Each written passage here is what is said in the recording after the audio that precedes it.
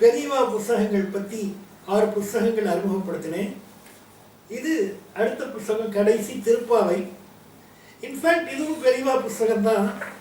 ஏன் அப்படின்னா நம்ம பண்பாடு எவ்வளவோ தூரம் தேஞ்சு போயாச்சு, நிறைய அம்சங்கள் மறைஞ்சு போச்சு. ஆனாலும் இன்னைக்கும் மார்கழி மாதம் அப்படின்னா திருப்பாவை திருவெம்பாவை பாசுரம் விளக்கம் வராத நியூஸ் பேப்பர்ஸ் கிடையாது, திருப்பாவை திருவெம்பாவை பாராயணம் நடக்காத ஊர்கள் கிடையாது. இந்த அளவுக்கு திருப்பாவை திருவெம்பாவை இவ்வளவு தூரம் உயிரோட்டத்தோடு இருக்கிறதுக்கு காரணம் நிச்சயமா மகா பெரிவா. அதனால இந்த புத்தகம் மகா பெரிவாளுக்கு சமர்ப்பணம் பண்ணப்பட்ட புத்தகம். இந்த புத்தகத்துக்கு ஒரு பேக்ரவுண்ட் உண்டு. நான் ஸ்ரீவில்லிபுத்தூர் பக்கம் ஒரு கிராமத்தை சேர்ந்தவன். ஆண்டாள் பேரில் ஒரு தனி பக்தி உண்டு இயல்பா. அதனால திருப்பாவைக்கு மீனிங் தெரியாது. சில வருஷங்களுக்கு முன்னால் வார்த்தைக்கு வார்த்தை அனுபவிச்சு படித்து புரிஞ்சு படித்து திருப்பாவை புரிஞ்சுக்கணும் அப்படின்னு ஒரு முயற்சி பண்ணேன். ஒரு வார்த்தைக்கு சில இடங்களில் வார்த்தைகள்லாம் செய்யுள் இல்லையா, இடம் மாறி இருக்கும், சீக்வன்ஸ் மாறி இருக்கும். அதெல்லாம் சீக்வன்ஷியலாக ஆர்கனைஸ் பண்ணி வச்சு புரிஞ்சுக்கணும், இப்படிலாம் முயற்சி பண்ணேன். அதனுடைய விளைவு இந்த புஸ்தகம். இதில் ஒரு பதத்துக்கும் மீனிங் இருக்கும். அது போக நிறைய கேள்விகள். உதாரணமாக கடைசி 2 பாசனம் சாற்று பாசுரம்னு போடுறாங்க. என்ன, ஏன், ஓர், எம்பாவாய் ஒரு பாசுரத்துலேயும் வருது. இது என்னது, தாலி சொல்லியிருக்கா ஒரு இடத்துல, அது என்ன, இந்த மாதிரியான நிறைய கேள்விகள். இந்த விஷயங்கள் எல்லாத்துக்கும் கேள்வி பதிலாம் பாஸ். அதே மாதிரி திருப்பாவை காட்டக்கூடிய நேரம் என்ன, இப்போ சூரிய உதயத்துக்கு முன்னாலேயே ஆரம்பிக்கிற டைம், என்னென்ன டயத்தெல்லாம் அதில் குறிக்கிறது, இப்படி சில கேள்விகள். இது மாதிரி அப்புறம் மீராவோட கொட்டேஷன், பாகவதத்திலிருந்து சில கொட்டேஷன்ஸ், இப்படிலாம் சில பாக்ஸ் ஐட்டம்ஸ் இருக்கு.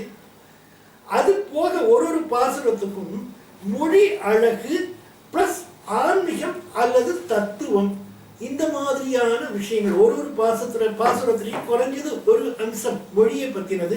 உதாரணமா புற்றறவல்குள் புனமையிலே போதராய், அரவுன்னா பாம்பு, மயில், பாம்புக்கு விரோதி மயில், ரெண்டையும் ஒரே வரியில சொல்ற அழகு, இந்த மாதிரியான சில அம்சங்கள். அதே மாதிரி ஆன்மீக விஷயங்கள். உதாரணமா அம்பரமே தண்ணீரே சோரே, இதுக்கு நிறைய உரையாசிரியர்கள் விளக்கம் கொடுத்துருக்காங்க. தானத்தை பற்றினதுன்னு, தானம் மட்டும் இல்லை யாகத்தை பற்றினது. ஏன்னா யாகத்தினால் தேவர்கள் வானவர்கள் ஆகாயம், அம்பரம்னு ஆகாயம், வானவர்கள் பிரீத்தி அடைகிறார்கள், அதனால் மழை, அதனால் உணவு உற்பத்தி, கீதையிலேயே சொல்லியிருக்காங்க கிருஷ்ணன். இந்த மாதிரியான வெவ்வேறு அம்சங்கள், எம்பெருமான் எம்பெருமாட்டி அப்படிங்கிறதுக்கு நம்ம தத்துவத்தில் என்ன விளக்கம், இந்த மாதிரி நிறைய நுணுக்கமான ஆஸ்திக விஷயங்கள். இன்னொன்று இதை படிக்கும்போது எனக்கு ரொம்ப இன்ஸ்பைரிங்காக இருந்த ஒரு விஷயம் என்ன அப்படின்னா, பொதுவாக திருப்பாவைனா என் மனசில் இருந்த ஒரு ஃபீலிங், அது நிறைய நாமாக்கள் கொண்ட ஒரு பாசுரம். டெய்லி பகவன் நாமாவை நம்ம சொல்றதுக்கு ஹெல்ப் பண்ற மாதிரி ஆண்டாள் பாடியிருக்கா, அப்படிதான் நான் நினைச்சிட்டு இருந்தேன். That is not all. இதுல சத்திரியனுடைய கடமையை பத்தி ஆண்டாள் பேசியிருக்கிற விதம் ரொம்பவே புல்லரிக்க வைக்கிற மாதிரி இருக்கு. ரொம்ப சிம்பிளா ஒரு விஷயம் சொல்றேன். செற்றார் திரள் அழிய சென்று செரு செய்யும் அப்படின்னு ஒரு வரி. அந்த வரிக்கு கான்டெம்பரரி விளக்கம் ரொம்ப ஒரே ஒரு வார்த்தையில சொல்லணும்னா ஆபரேஷன் சிந்தூர். செற்றார்னு அறவழிக்கு புறம்பே செல்பவன், திரள் அழியன அவனுடைய ஆற்றல் மொத்தத்தையும் அழிக்கிறது. சென்று செரு செய்யும், அவன் இருக்கிற இடத்துக்கு அரசன் போகணும். அவன் இங்க நல்லவங்களை தாக்குற வரைக்கும் வெயிட் பண்ணக்கூடாது. சென்று செரு செய்யும், குற்றம் ஒன்று இல்லாத கோவலன். அப்படி பண்றது அவனுக்கு பாவம் கிடையாது. அவன் பண்ற கொலை அவனுக்கு பாவமா சேராது, அது அவனோட கடமை. கோவலன்னா தலைவன். ஸோ அந்த மாறா நம்ம சொல்றது, அது ஆண்டாள் அந்த காலத்திலேயே பாடி வச்சுட்டு போயிருக்கா. இது மாதிரி ஒவ்வொரு இடத்துலையும் சத்திரியனோட கடமையை ஆண்டாள் பாடி இருக்கிற விதம் ரொம்ப த்ரில்லிங்கா இருக்கு.